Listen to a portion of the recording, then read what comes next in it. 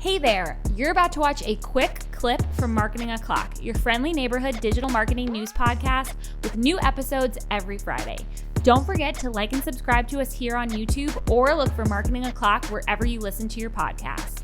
All right, this week's Take of the Week comes from Anthony Higman, at Anthony Higman on Twitter. Anthony says, remember when keywords were actually keywords? That was a good time to be alive. And has a screenshot. The term that Anthony's account was bidding on was auto accident lawyer. That's the phrase he's matching. Auto accident lawyer. The fucking term is phrase match. All right? Auto accident lawyer. Google matched it to Morgan & Morgan car accident. Now, maybe Morgan & Morgan is a lawyer.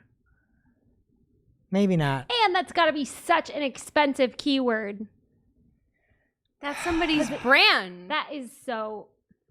You're going to pay more because your ad copy doesn't say that. I'm going to throw this chair. I'm going to throw this chair across the room. What in the world is happening? Love it. Keep going. Somebody's looking for a different brand. Morgan & Morgan may be a lawyer. It may not be a lawyer. I get it. I'll give you that auto and car is different. I'll give you that. Morgan & Morgan. They're looking for a specific thing, not a lawyer. You've seen it. We've run through the keyword report. It's a joke. You're going to talk about it in a minute. Match types mean nothing anymore. I want somebody in jail. This is not a phrase. You were lying to everybody that uses your stupid platform. Exact match is not exact match, and this isn't even close to a phrase match. Morgan & Morgan doesn't mean lawyer. I don't go up and be like, oh, you know what? I got a DWI. Do you know any DWI Morgan & Morgans out there? What the is happening?